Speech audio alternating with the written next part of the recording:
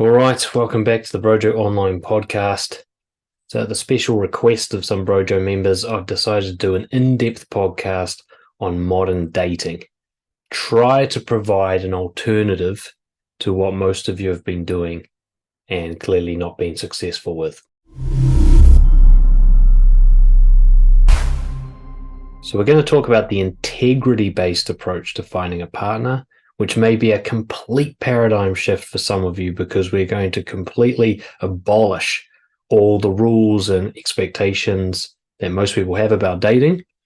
And we're going to talk about just a completely new approach, even in mindset and definitions, to this whole idea of finding somebody to connect with.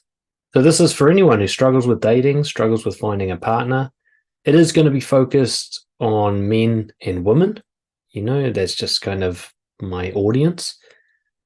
So I'll be talking about men and the struggles they face in trying to attract a woman. But the principles we're talking about really do apply to anyone, and in fact go far beyond dating. They are really social or socializing principles. And so while I might use examples that seem to be specific to a certain type of person, this is really for everyone. So when I say you're struggling, I mean that you've tried everything.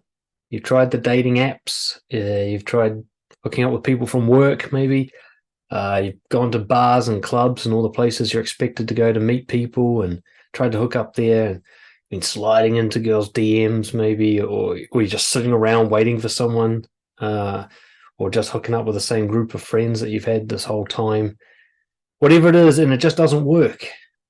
And by it doesn't work, I mean either you can't get off the ground, you can't even get a date, you can't make things move forward into any form of relationship, or you might even be a serial monogamist. You might have a series of relationships, but they always seem to be disastrous. You seem to be repeating yourself. A lot of the guys I work with, they have this repetition.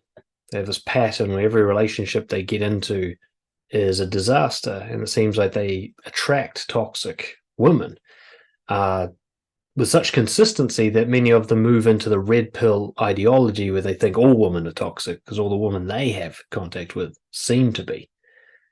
And that can just be from the bad experience of never being able to get a relationship off the ground. It only lasts a few weeks and then the girl loses interest and dumps you for someone else, which is what I used to go through. That used to be my pattern.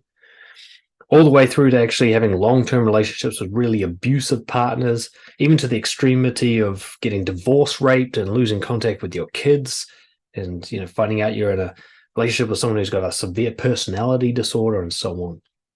And it's very easy to get disheartened and disillusioned and bitter and resentful, even hateful, if you're repeatedly having this experience in what you call dating and relationships. And so today I want to help open your eyes to why this is happening, why it doesn't need to keep happening, and why it doesn't happen for everybody. The first thing I want to put out there is the word dating is part of the problem. We don't use the word dating when we're talking about making new friends or building a social circle or forming great personal connections that have no label. Dating's very specific. It's about romance and sex, trying to get a relationship off the ground, or at least just getting laid on a regular basis. It has a fixation on the type of people that you're attracted to and no one else. Nobody else is involved when it comes to dating. So inherent in the word dating is neediness, desperation, chasing, manipulation. The word is fucked. And so I want to encourage you to move forward without using that word. You will no longer be dating. Dating is no longer a practice. Oh, you're going to be meeting people and having romantic experiences and building relationships, but you will not be dating. If you can just get that in your head that dating doesn't exist for you anymore, and that the concept of dating is the problem itself, that it is a self-fulfilling negative prophecy, that will be the main shift you need to make. So the new approach that I'll be talking about today removes the concept of dating altogether and replaces it with a focus on connection, integrity, building healthy relationships of all kinds to form a great inner circle, a great social circle around you that gives you meaning and fulfillment, that you have, the ability to connect with people, to protect them, they'll protect you, that kind of loyalty, Navy SEALs team feeling. And that none of these people have particular labels. You don't need to call them friends or lovers or partners or anything like that. They're just your people. It's a completely different approach to what most people think of as dating. And that's what you got to get your head around. You're no longer dating. You're building a social circle. And that's still not even the primary focus. The primary focus is living with integrity in the social context. So when you're interacting with other people, you are much more focused on you aligning with your own core values than on making them like you and finding a friend and finding a partner. There's no problem with wanting these things, partly because you can't not want them. You can't turn it off. But you're going to notice that wanting it is actually part of the problem. And so you're going to take countermeasures to make sure that even if you want it, that doesn't become neediness and that doesn't get in the way of you living by your values and therefore creating deep and meaningful connections with the right people. So you've heard of red pill, which is the kind of more misogynistic, women are against us view of the world, which I'll talk about in a minute. And they often use the term blue pill to talk about the nice guys and the people pleasers and the suckers who are still in the matrix and so on. I would call this green pill, just for a different name. Green because the word integrity sounds green to me. And green is vitality, it's life, it's growth, it's, nature. And so I'm going to say we're going to try and green pill you now, which is we're going to try the one approach that you've never tried. The approach where trying to make people like you and trying to get basic needs met by other people is replaced with social integrity. Green, not red and not blue. So the focus of this podcast will mostly be mindset, because mindset is actually most of the problem. You will have some practical issues with your communication style or how you meet people, and we will discuss that. There will be practical discussion at the end of this podcast. But most people, when they're looking for dating advice, they're looking for the how-to. What do I say? Where do I go? What's the best move in this situation? And they think that the how-to problem is the problem. And that thinking is the problem. Right? This is what gets guys into the whole pickup artist thing. They think, it's technique. That's my problem, it's techniques. And they go, hey, how come all the pickup artist gurus are still single? Well, it doesn't matter. It's just techniques, right? What we're going to be talking about is actually you go out there with such a philosophical view that technique doesn't matter, that you won't need to try, you won't need to adjust, other than overcoming perhaps some basic errors you make in connecting with people, which actually come from your neediness and come from your insecurities and wouldn't happen if you were with your best friend. One of the best ways I can kind of put this is, however it is you talk with people that you're the most safe with and most confident around and have the deepest connection with, people you don't worry about, and you just be yourself with them, we're going to talk about how to be like that with everyone all the time. So it's not really a technique thing. It's more like the removal of techniques, all the different stuff you do with other people because you don't feel safe or you're trying to get something, how you'd be if you didn't have all of that and you're just you coming to the surface.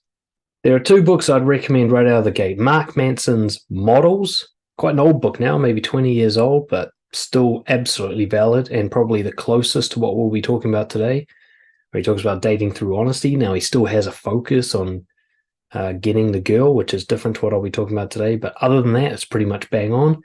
And the other one would be Dating Essentials for Men by Robert Glover, the Mr. Nice Guy author.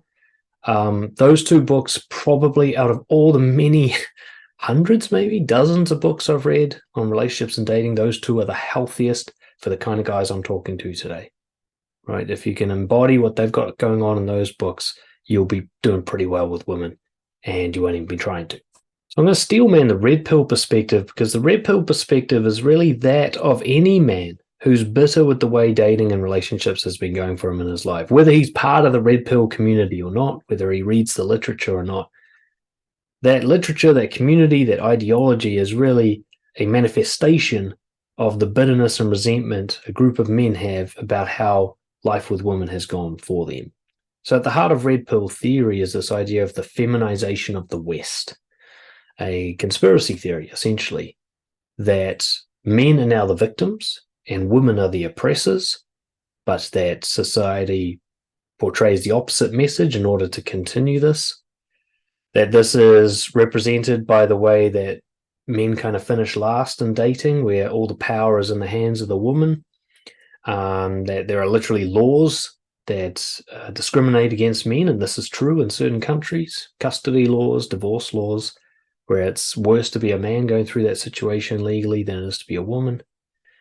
And basically a boatload, millions and millions of posts and comments and articles of anecdotal experience from men suffering at the hands of women. And that is really the main basis for their theory. There's a skewed take on evolutionary psychology, leading to hypergamy theory, this idea that women are completely transactional and they're just looking to upgrade for the next best deal as soon as they can.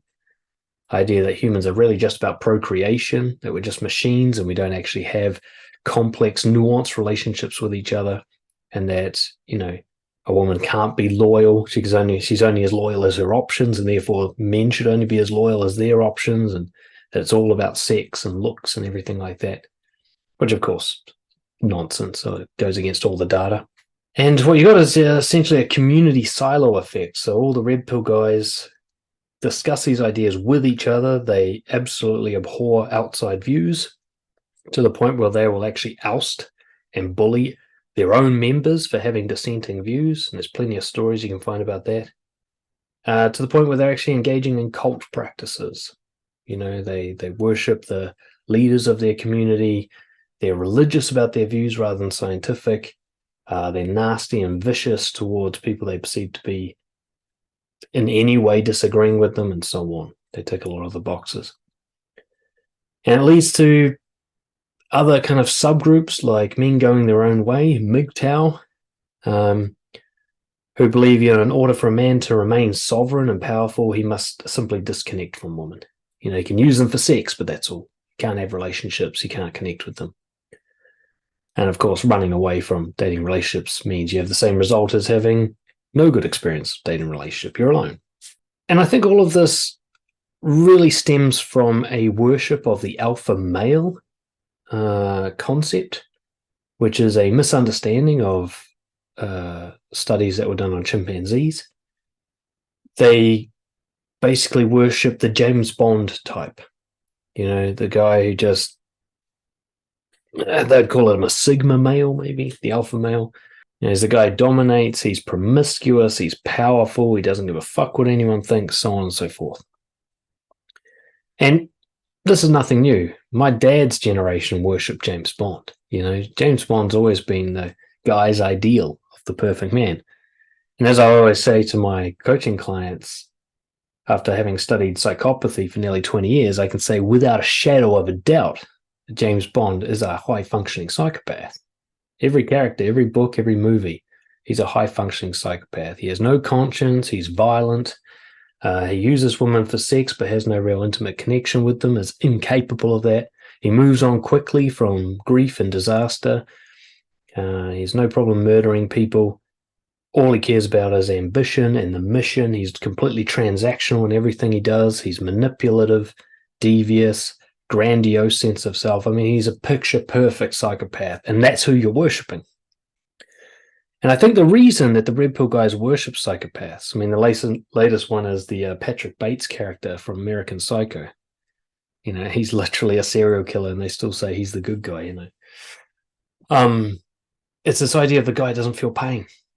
No woman can hurt this guy. He gets all the needs met, all the kind of surface level materialistic needs met, money and sex and everything, popularity maybe, but without any of the emotional cost. Never has hurt feelings, never worries about a rejection, never gets anxiety, never gets erectile dysfunction. He doesn't have any real human suffering. He's just this machine that gets the job done. And I get the appeal.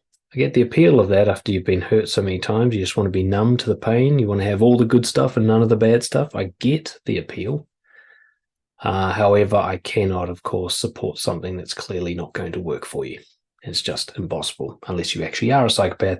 And even they end up dissatisfied in their relationships and their connections because they die alone too, because eventually the whole act falls apart. You can find a video by the guy who did the original alpha male chimp study, the one who coined the term alpha male, and he'll say, basically, I don't know where they got their ideas from, but an alpha male in a chimp society is actually a very nurturing, fathering, parental type role. He takes care of everyone. He puts his own needs second.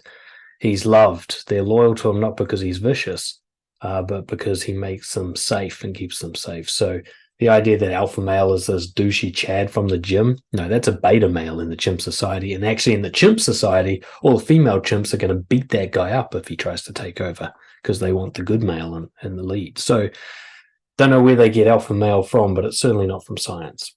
I've studied red pill and red pill guys who I've worked with for many years, and I've come up with my own theory, I guess you'd call it. It's the cluster effect. We get this idea that because we've had a vast range of experiences, dated lots of women perhaps, or just talked to lots of women, that we've seen a good scope of society. You can see this on the red pill type podcasts, like the Just Pearly things and stuff. All women are this and all women are that because 6 women in my life were like that. They're all the same. And 7 women in his life and 2 in his life. I mean, all women are the same. Which is really at the heart of the red pill misogyny. So what's the point of looking for an exception because they're all the same? But the cluster effect is this idea that you don't actually get a representative sample in your life of all the people that there are out there. You get a cluster, a niche of very similar people that you attract and are attracted to. You don't get a random sample at all.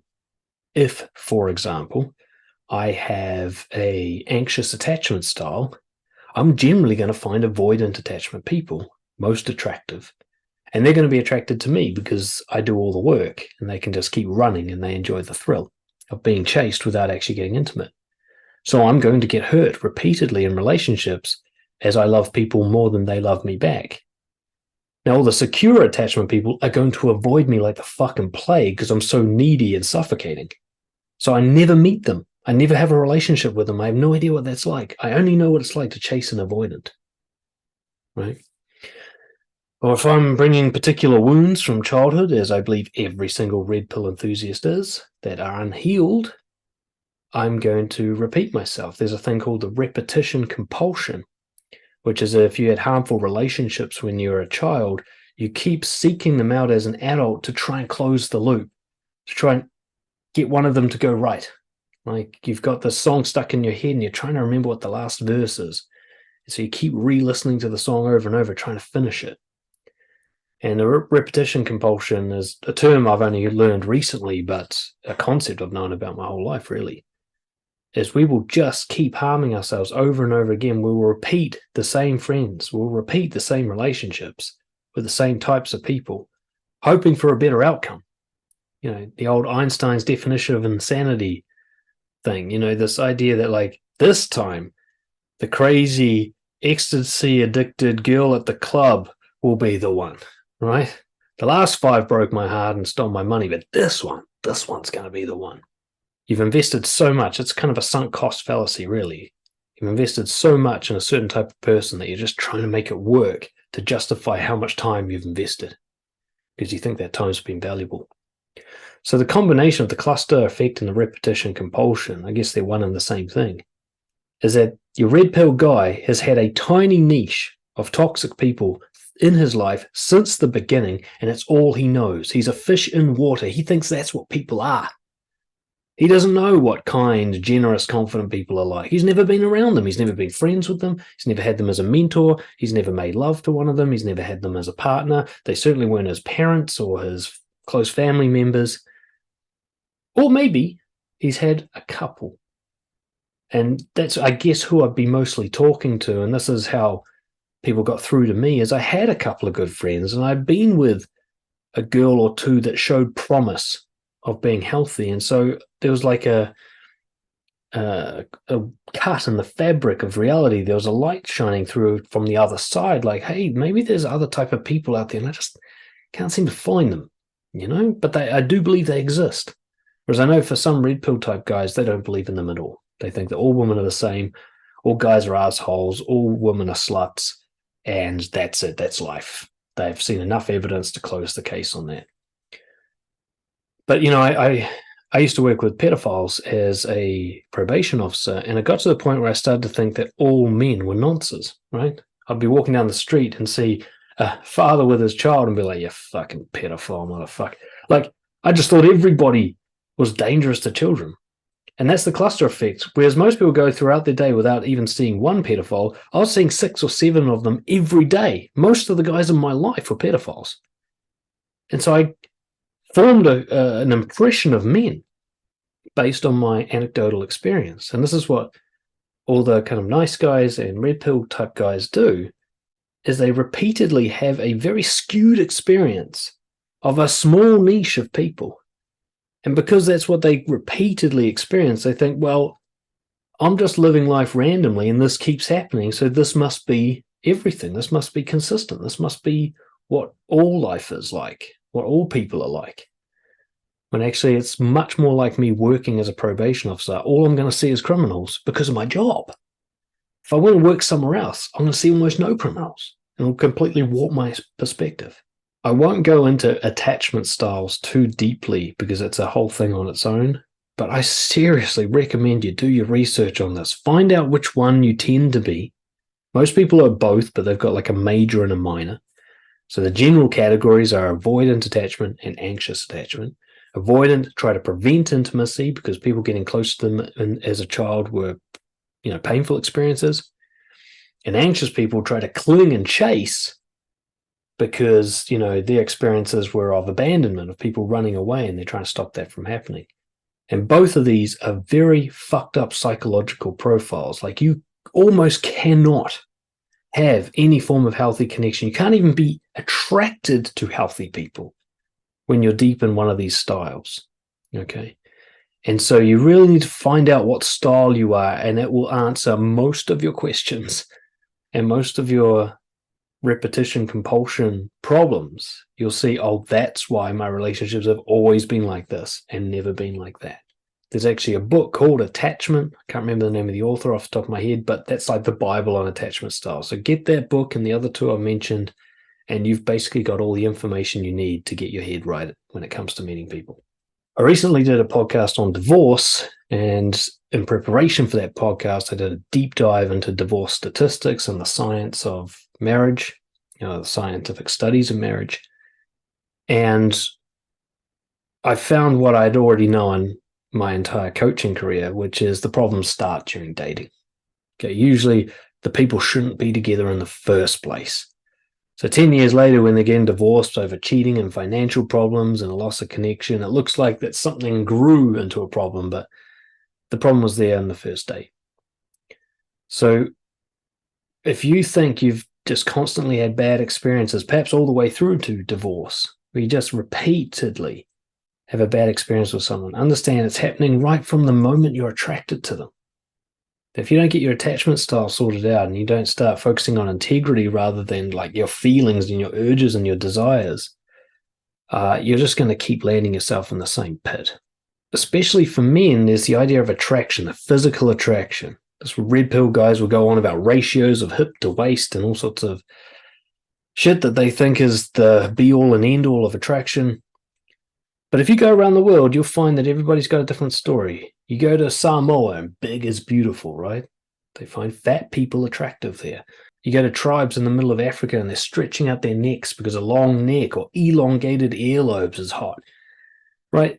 Attraction can be conditioned by culture. Whatever it is you think is hot, it'll feel like it's just a feeling, like it's not a choice, like, it's just natural attraction. And yet you're going to find yourself attracted to the same shit that everyone in your culture is attracted to, right? And then you take that same thing and you take it to a different culture and those guys will be like, oh, right? Like if you take the standard European hot white girl to the San people of Africa, they'll be like, oh, where's her ass? Why is she so skinny? I can see her ribs. Blech. What's with that long blonde hair? She looks like a ghost. Like they're going to be repulsed because they like little peppercorn curls and a massive booty and that kind of squat, like voluptuous figure on a woman. Like to them, that's a woman, right? So this idea that you're just going with what you're attracted to and that's just like natural physical attraction, nah, that's not the case at all. That's all bullshit. You've been taught to be attracted to certain things. And one of the fascinating findings I've had with my work is that when you get to know someone really well and they're a really good fit for you values-wise, and you have a lot of fun together and you have deep and meaningful connection, you will become sexually attracted to them if you weren't already at the beginning.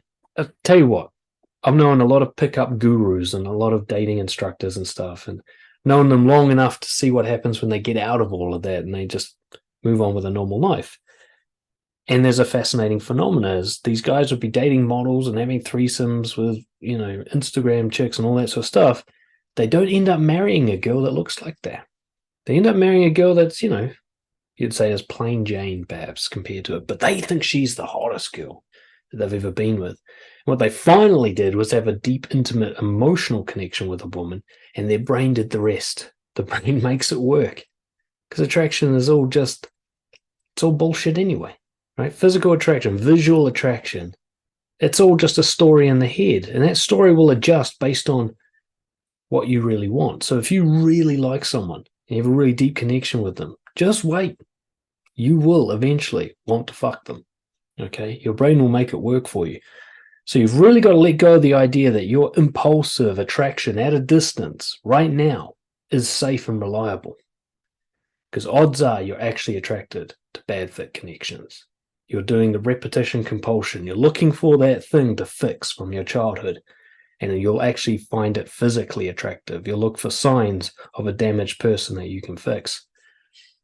And you will need to start doing some uncomfortable dating practices, you might say, where you start inviting a connection to build with someone that you're not over the top blown away with in terms of physical attraction. Right, because that may actually be a distraction. But with this attraction problem, there's the checklist problem. Now, this tends to be more of a girl problem than a guy problem, perhaps, but it's this idea you've got a list in your head of the traits and qualities your ideal partner should have, and you're kind of judging people based on that.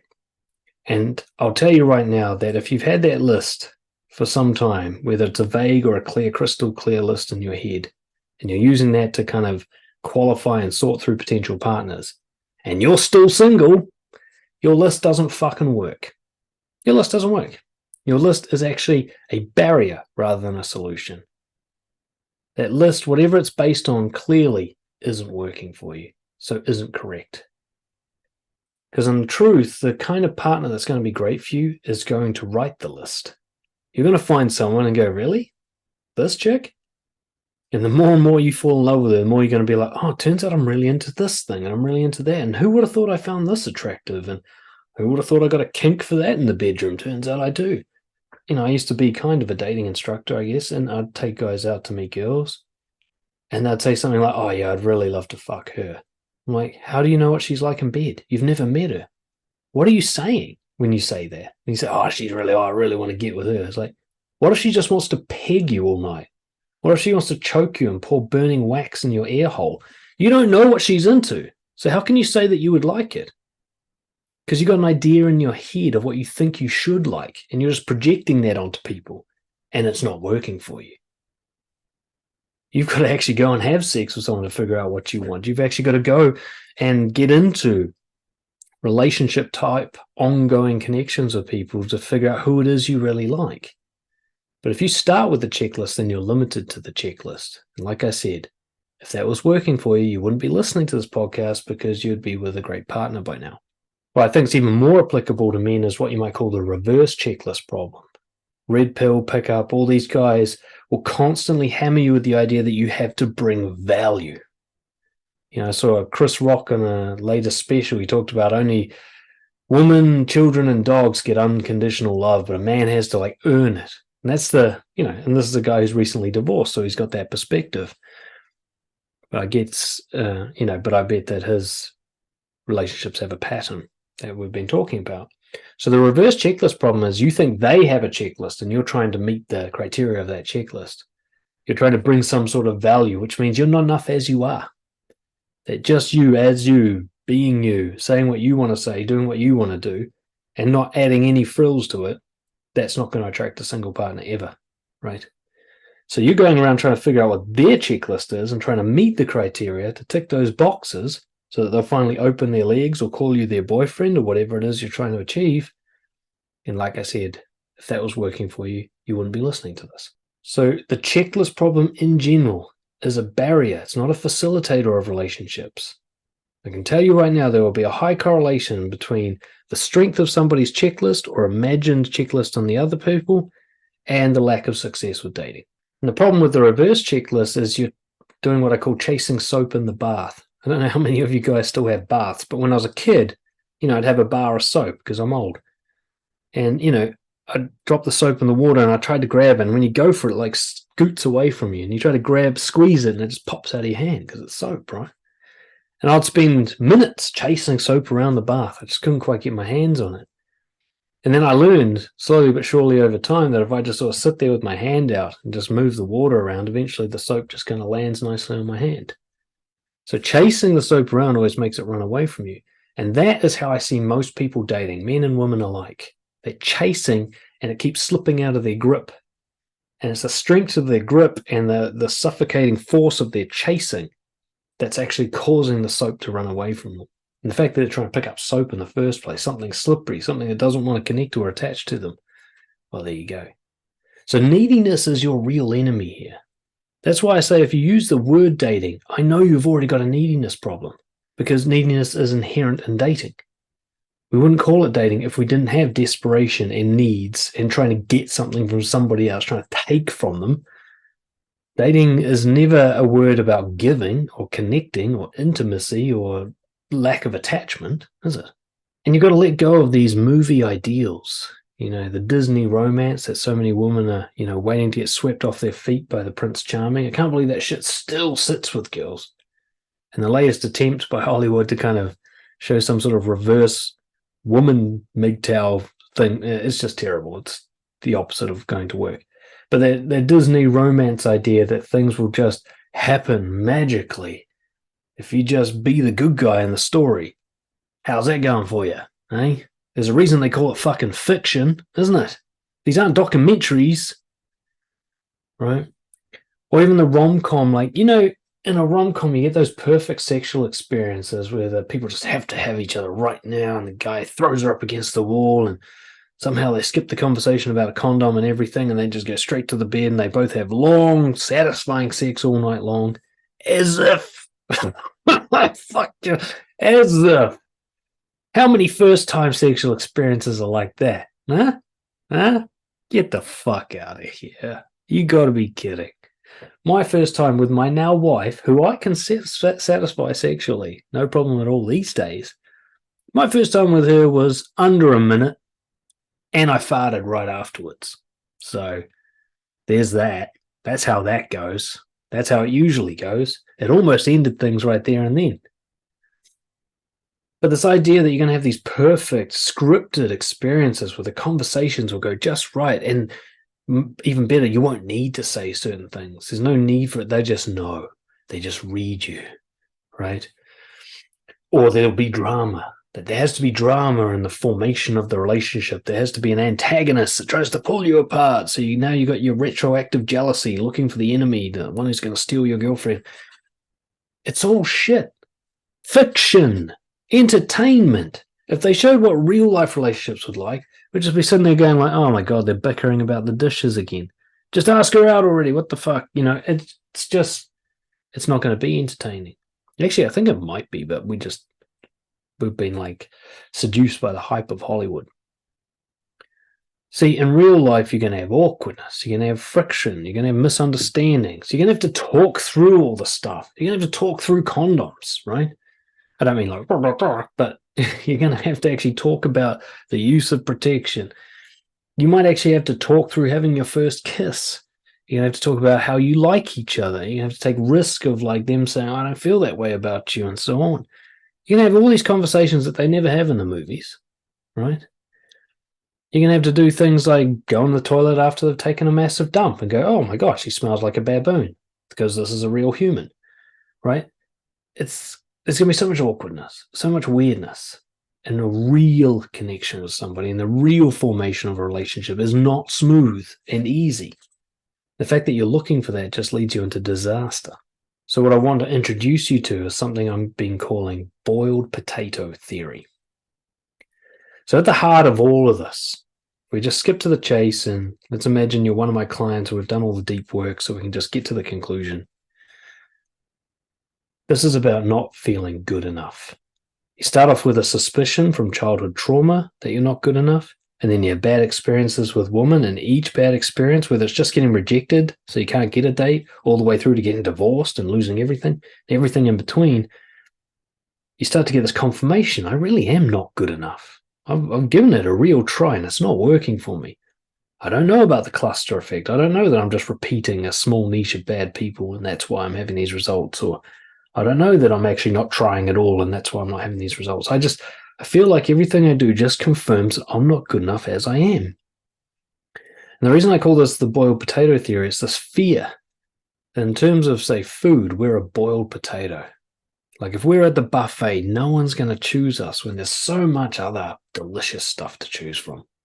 And that the only chance we have to be chosen, we've got to fancy it up, right? We've got to put some diced crispy bacon on there and some sour cream and chives and, some sides. And this potato's got to be able to dance and give you superpowers and pay for dinner. And this idea that the potato is never going to be enough, that we've seen confirmation that it's not enough, and therefore it needs to be fancied up. Or there's a variation I might call the fried crickets variation, which is you don't think of yourself as a boiled potato, but you do think of yourself as something very weird that nobody wants, right? It amounts to the same thing of not being good enough for different reasons. So the guy who thinks he's a boiled potato is constantly going to try and impress and add more to what he is and hide what he is and so on.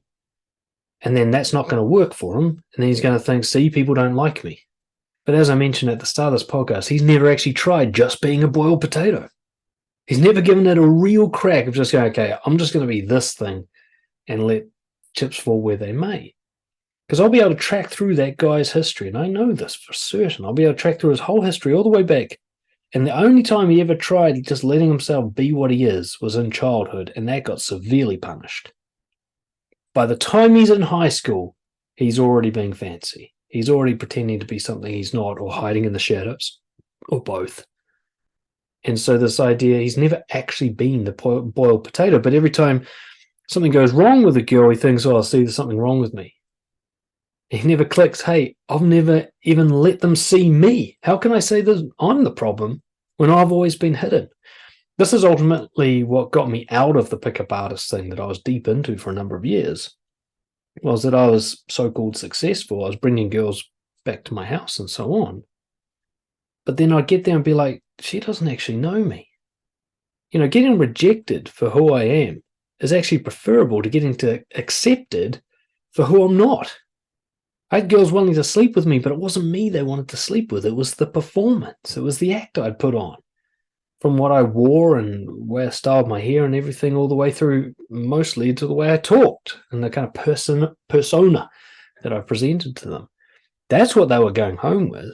And that guy was almost nowhere near the real thing. There's only bits of me in there. And I realized, you know what? This isn't as satisfying as it's cracked up to be. And a lot of you guys, maybe you will be satisfied with that. But if just getting your dick wet is enough, then go buy a hooker and stop listening to this podcast. If you actually want a real connection with women, then you won't be satisfied with tricking them into bed and having that imposter syndrome waiting to be found out for the boring boiled potato that you actually are.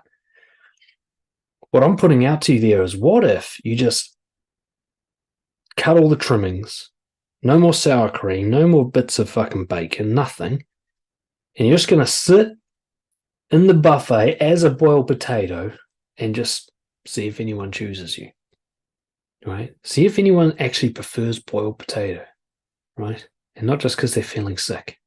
This green pill, you might call it, is a huge shift where you go, I'm no longer going to try to make people like me, which is partly where the MGTOW guys are.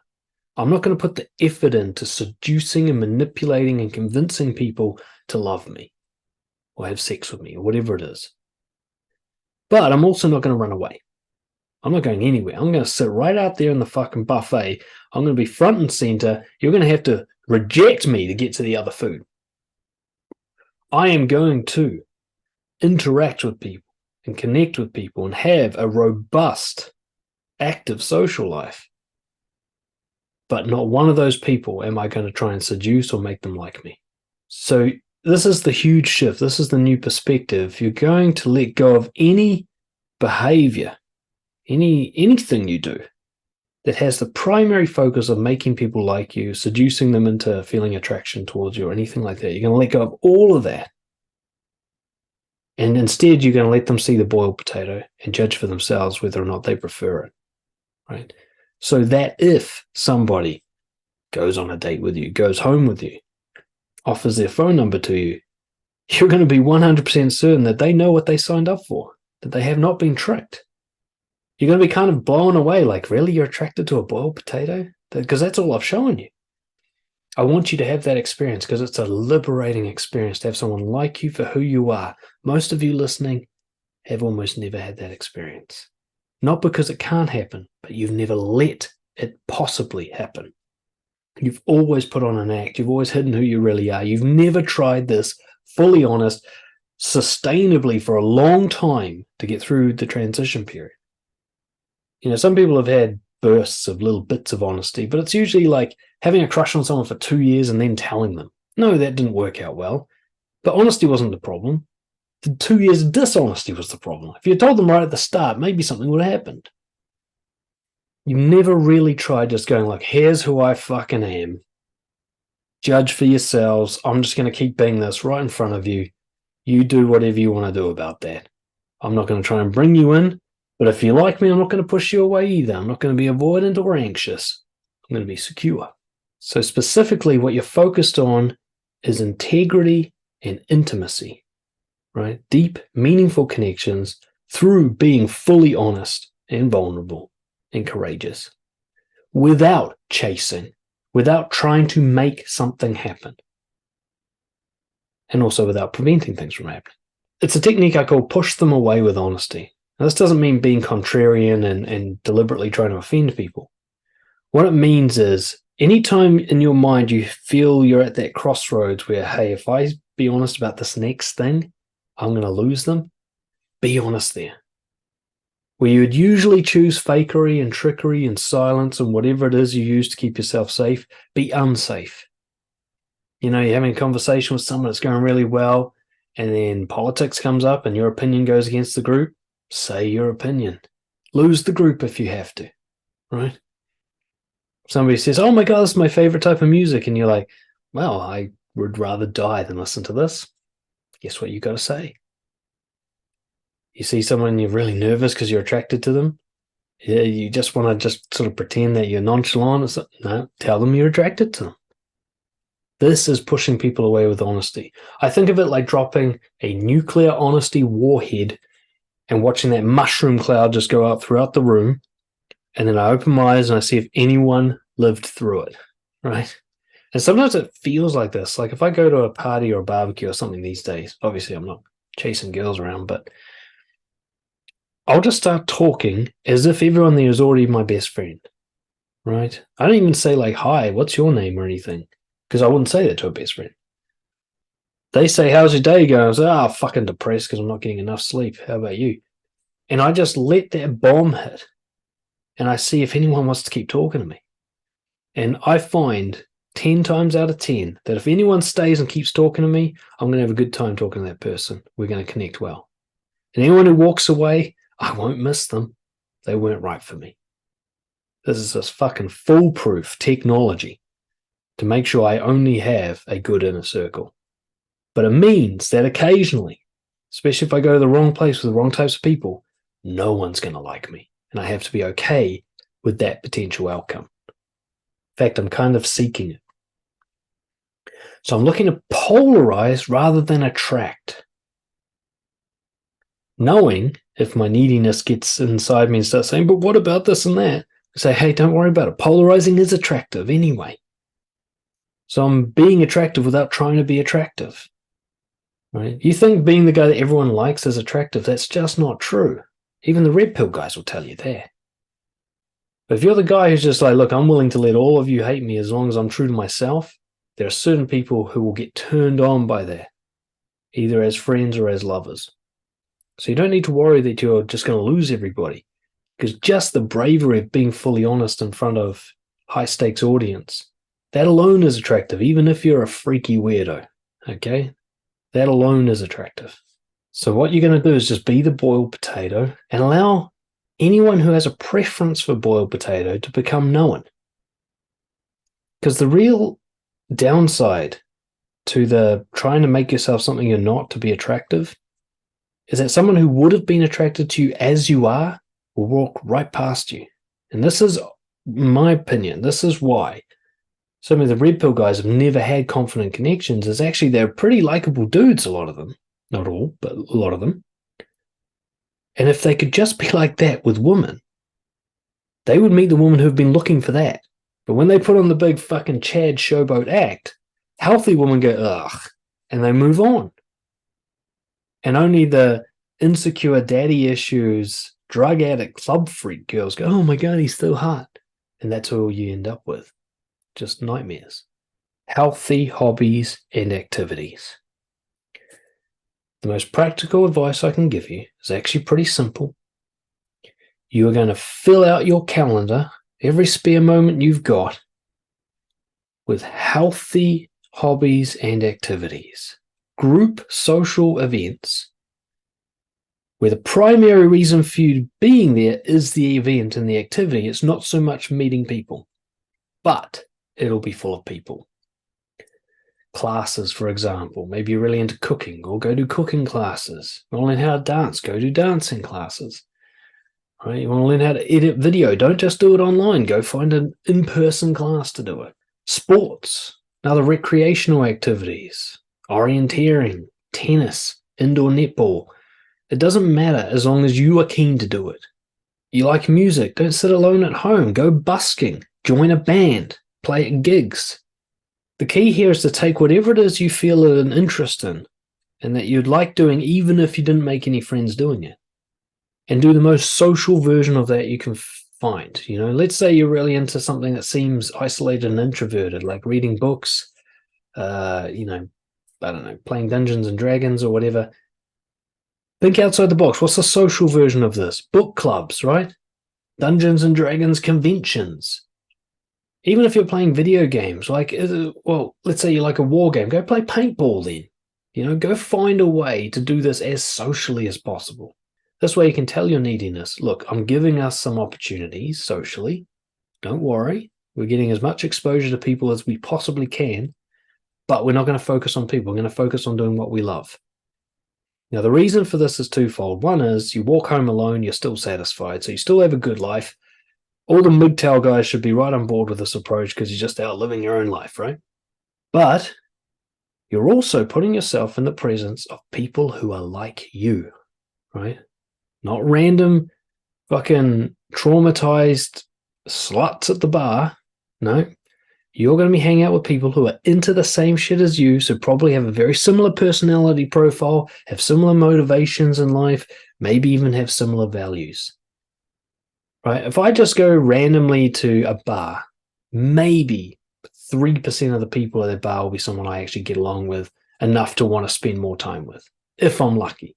And I have gone to bars and met everyone there, right? When I was in pickup, I really flourished, right? So I've done the thing where I go and talk to everyone at a venue. If I go to a dance event, if I go to a salsa or a zouk event, I'll be able to connect well with like 30 to 50% of the people there. The difference in the quality of people, for my preferences, is astonishing. It's hundreds of times better. And this is the cluster effect. This is how you break the cluster effect. You got to get out of your clusters. Stop hanging out with the same group of fucking douchebag mates, right? Stop going to the same bars and clubs. Stop going to bars and clubs. Stop hooking up with people online. Get out of those clusters. Go to new events where other people go for healthy reasons, and you'll meet healthy people who are like you, especially if you choose what you're actually into. You start with one thing and you start filling up your week. This is how you can invest your money. If you want to spend money on something that's going to help you invest in hobbies, right? Sign up to classes and courses and shit. And then once you're there, there's a simple methodology to make the most of it, right? Initiate with everyone there. It's the easiest thing in the world to do is to initiate with people who are at a hobby or a shared event or an activity like you. You're at a music festival, it's really easy to talk to strangers because you're all there because you love the same band, right? Or you're at a dance class, I mean, you literally have to go and initiate in order to dance with people. You going to a new drawing class, you can walk around, have a look at people's paintings and give them some compliments on their work. Like, it's so easy to connect with people. At the very least, you can just introduce yourself and there's no weirdness about it. You just go, I haven't met you yet, have I? I'm Dan. And everyone goes, yeah, of course we've got to meet each other. We're in the same thing. So you initiate. I won't go into the longer term details of the 3X conversation, but you can find my course and my podcast around that. You just have a normal conversation, the tennis match conversation, back and forth. And you will naturally escalate and connect with people because you're going to be focused on honesty, right? You're going to polarize with honesty. That's all you're going to be thinking about in the conversation, as well as respecting them and listening to them and allowing them to polarize you. If it goes well, if you're really loving the person, you invite them to your life in some way outside of this thing. So you meet someone in a dance class and you go, well, I'm actually going to see your band on Friday night. You should come join me. So you invite them into your life. And you just, throughout all of this, you're being really honest about your feelings with them. If you're attracted to them, if you like them, if you're impressed by them, whatever, there's no delay between you feeling that and you expressing it. So they know right from the first 30 seconds of conversation how you're feeling about them constantly. So if you're worried, well, how does this build into a relationship or sex? I'm like, well, you're going to be fucking kicking things off all the time. If you're with someone, you're like, God, you're so hot, I can't stop it looking at you. That's going to escalate to sex if they want it to, okay? You've done all the work. You don't need to play any tricks on them. You've made it completely safe for them to maul you without having to worry about getting rejected. And that's what you'll find. You'll let reciprocation do the work. As long as you keep initiating, you keep being the first to put your feelings out there, the first to say, invite them into your life, the first to do this and the other, then they're now safe to follow. And what you'll often find is because you make it so safe, they'll take the lead, right? I used to always have to be the one to initiate and make sex happen. And then once I started doing things like this, it was the other way around. I would follow. They would be the ones suggesting we go home and stuff because I've made it so easy for them that I've actually done the work, but it looks like they are. And you've got to stop doing things. No more asking people on a date, all right? No more asking somebody to an event that you created just for them and it depends on them coming. No. You invite them into your life if you want to see them. Things you're already doing. It can be something mundane. You're going food shopping. So, hey, I'm going to the grocery store after this. You should come with me. Through to something more interesting, like, I'm going to try this new cooking class on Sunday. Love to have you come join me. But what you're not going to do is say, hey, I'm going to keep my Friday night clear, and if you like me, I'm going to fill it with stuff that I think you'll like. No. Okay, you do that with a partner. You don't do that with someone new. No more getting phone numbers without a good reason. So many guys think dating, especially when it comes to approaching and attracting people, that getting the phone number is some sort of success. I mean, most people give you a phone number just out of fear or politeness. That doesn't mean anything. They should be the one to say, well, you'll need my phone number to go on that thing that we just organized, right? The phone is just nothing more than a logistical tool. You will no longer be having meaningful discussions. There'll be no text game. None of that bullshit. The only text messaging that should happen on a phone is where and when are we going to meet or call to have a real discussion. And you're not even going to let them do it. If they're like, oh my God, I had such a big day, blah, blah, blah. Sweet, call me and tell me about it. You're going to be a real man here. You're not like a 14-year-old girl. Get off the fucking phone. And no more fixating on someone's response, waiting for someone to get back to you, hoping that girl likes you, blah, blah, blah. If you're waiting on anyone, move on. All right? And I don't mean cut them off. If they come back and they initiate or reinitiate with you, great, and you like them, go forward with that. But if you're oh, she hasn't got back to me, be like, okay, time to meet new people. And away you go, right? You never wait on anyone. You never fixate and get needy on people. You're so abundant socially. There's so many people. What you want to do is get to the point where you're having to choose, right? Where you're meeting everyone at all these events so often and inviting all the ones you like into your life that you get to the point you're like, shit, I can only get 3 more people in and I've got 5 people who are keen. That's what you're aiming for. Not like, okay, I'm going to put all of my hopes and possible happiness in this world on this one girl texting me back. That's a good idea. And then as something develops to help you counter your attachment styles, just one more time. So let's say you see someone that goes really well and you want to see them again, and you're starting to have either fantasies or fears about a long-term relationship. So if you're anxious, you're going to be like, oh my God, we'll get married and we'll have kids. It'll be wonderful. My life's finally finished. And if you're avoidant, you'll be like, oh my God, what if I can't get out of this relationship? What if what's fucking there? You're suffocating. Just go, wait. The only question is, do I want to see them one more time?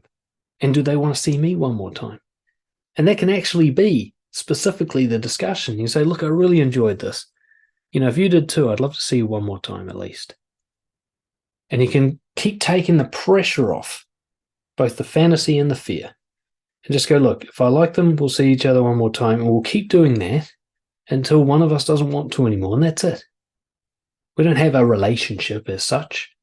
We're not like committed or obliged or loyal. We're just, do we want to see each other one more time, and what are the boundaries around that? Something like monogamy, for example, which I do recommend, but I won't go into. That can be a natural discussion. It's like, yeah, I really want to see you again, but I'm at the point now where I'd get jealous if you were seeing other people. And so for us to keep seeing each other, at least while we're seeing each other, I think we should be monogamous. If you're cool with that, then let's do it. And if not, then I can see this actually becoming a problem. You can have that kind of discussion without going, okay, now that we're girlfriend and boyfriend, you can't fuck anyone else. It doesn't have to be like that. So think of it as like a tennis match investment. This is the best way to counter an attachment style problem. You hit the ball over to them. They must hit it back in some equal fashion. And this is how you answer questions like, who pays for dinner? You take turns. Fuck Disney. Fuck the old ways of doing things. The new modern way is we are equal partners. Now, it might end up imbalanced in one way and balanced out another way, right? For example, my wife doesn't earn an income. I pay for everything in the family, but she does the majority of the childcare and taking care of the house and that kind of thing. So we do have a balance, just in different ways, using different strengths, right? But in general, you want to make sure it feels like it's balanced all the time. Right? If you're texting them all the time, they're not texting back, that's not balanced. And stop fucking texting. Like if you call them and invite them to stuff and they said yes, now it's their turn to invite you to something. And you don't need to make this a guessing game. Right? There's no more gameplay. You say, okay, look, I came up with the last date idea. It's your turn. I'll wait for your call. See you next time. And now it's their turn. And they might go, no, but you're the man. You should do it. It'd be like, well, actually, this is a good segue. For those of you who might be dealing with, classic gender roles and so on, and you're dealing in dating, you've got them having expectations about who does what, you can break those expectations, but it needs to be a discussion. You need to have a discussion that's something on the lines of, I know you expect this because of X, Y, and Z, right? You have your previous experiences with men and with what you've been taught about men and so on. I want you to draw a nice big fat line right here and now. And what you do with me is going to be different. We're going to follow different rules. If you don't like that, don't call me. Go find somebody else if you want to prefer the old way of doing things. The old way of doing things is the guy pays for everything. Well, the new way is while we're dating, we take turns so that neither of us feels like they're overinvested. And I'm not saying that's what you must do. It must be based on your own preferences. But the idea is you have this conversation. Look, we have both been unhealthy with people in the past. Let's both stop doing that. And the way we're going to stop doing that is we're going to forget fucking what we've been conditioned and taught because that didn't work for us. We're going to forget what we did with our exes because there's a reason they're our exes and it didn't work out. And we're going to work together to find our own unique way of doing things that works for us. And I don't care if it breaks all the rules. I don't care if nobody else does it this way. I don't care what my fucking parents say about it. If you and I feel that it's healthy and it keeps continually working for us, then we're going to do it that way. And anything we do that doesn't work well, that leads to bitterness and resentment and miscommunication and pain, I don't care if everyone does it that way. We're not going to. We're going to ditch it if it doesn't work for us. You also need to learn the difference between tolerating the small humanities about people and deal breakers, red flags that breach your values. So it's really important and beyond the scope of this podcast that you figure out what your core values are and that becomes the only real criteria you have. See, my wife, she can have all sorts of things that annoy me, but she's not allowed to be dishonest with me. And if she is, she needs to admit it and fix it as quickly as possible. And I can be all kinds of things with her. I can have all sorts of things that annoy her. I leave my clothes on the floor, I fart too much, whatever. But I can't be a people pleaser with her. right? She has strict boundaries around that. And of course, we both slip on these things, but not much, and we quickly fix it. Whereas other things, like I am going to be messy for the rest of my days. Poor girl. But I'm gonna leave the lights on because I'm fucking short-sighted with my memory. I don't remember what I just did. I'm gonna forget to get her flowers on her anniversary sometimes because I just don't think far ahead. My brain's too present. And she's gonna tolerate all of that. She's getting better at tolerating it too. Because it doesn't really matter. These aren't value breaches. They're just her preferences, right? That's not to say her preferences are some small thing, but I'm not really committing real crimes here. Just like the little things she might do that annoys me, they're not real crimes. But if she was to betray me or disrespect me in some major way, I need to know that I can end the relationship immediately if that happens, or at least lay such a strong boundary that it never fucking happens again. But most people do the opposite. They allow big breaches of values. They allow someone to disrespect them and lie to them and betray them and be irresponsible and whatever it is that you value. And yet they'll end the relationship on some small thing like, oh, I can't believe you don't like that sports team. We'll never work out. Right? You need to make sure you know what matters in terms of a healthy connection. It's not the small surface stuff. It's the big, deep inner stuff. As I said, if you're going to be dating other people who have struggled in the dating space, you're both going to be bringing your baggage and your problems to this. And what you're looking for is not somebody who's completely baggage free, because that person doesn't exist, but somebody who, when called out and inspired by you, will work on it. All right.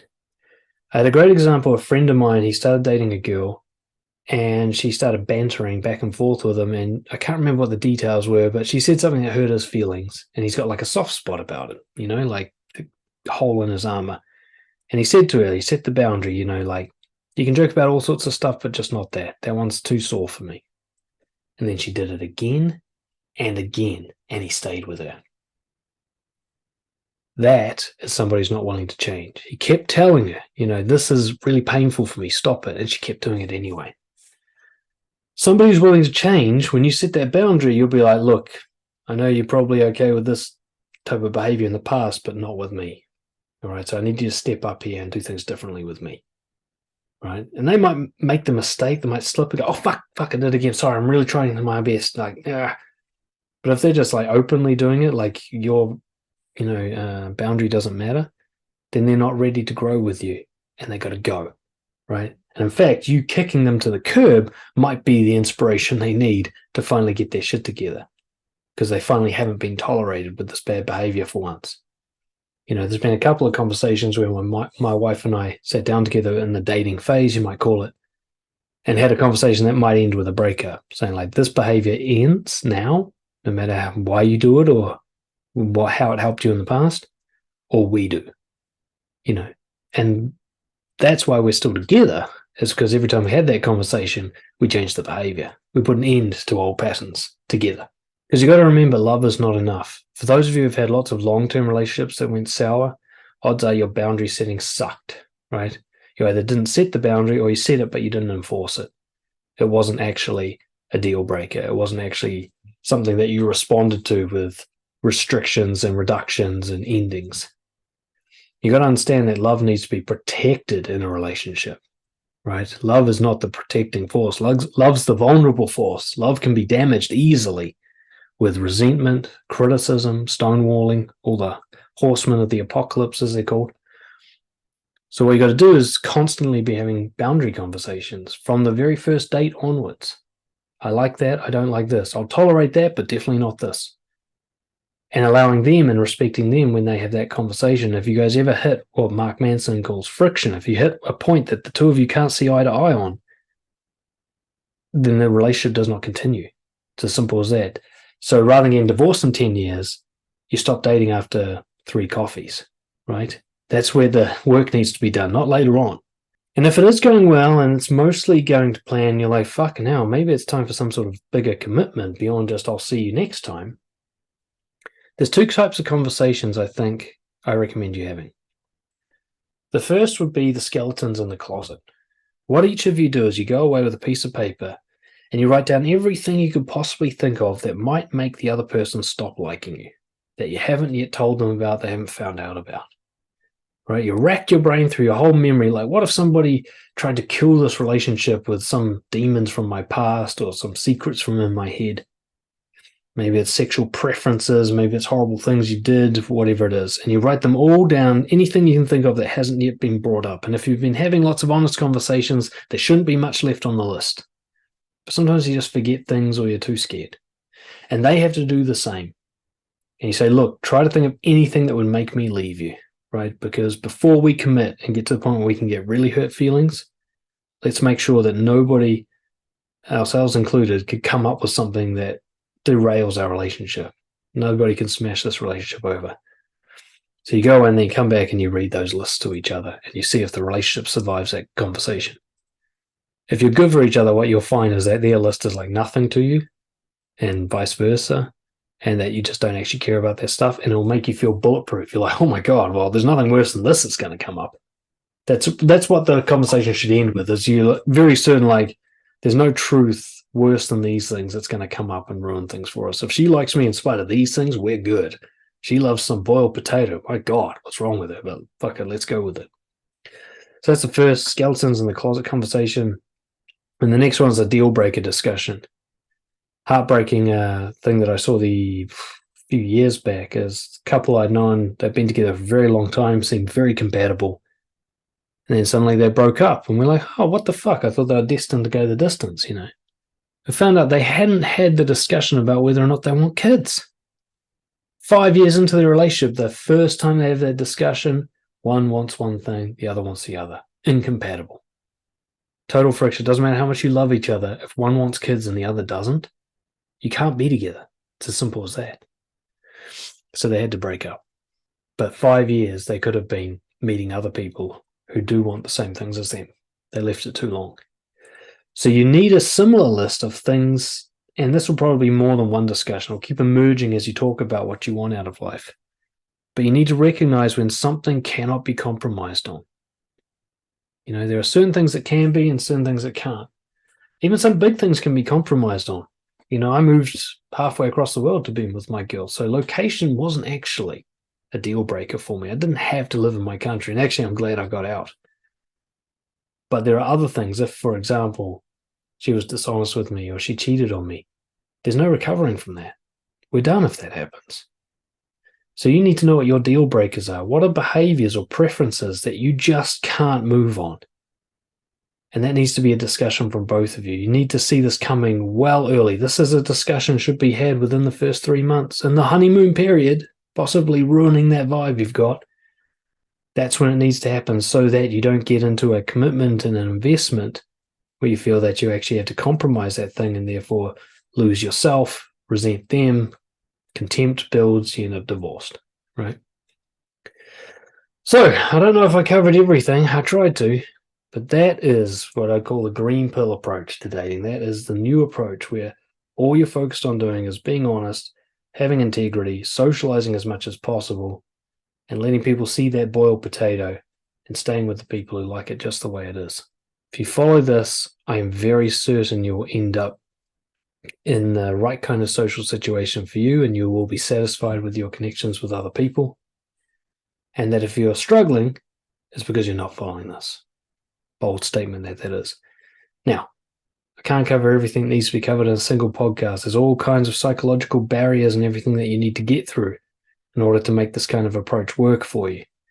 And if you want help with that, get in touch, dan@brojo.org. We can talk about your specific situation and your specific psychological barriers, how to get past those. Thank you so much for listening. See you next time.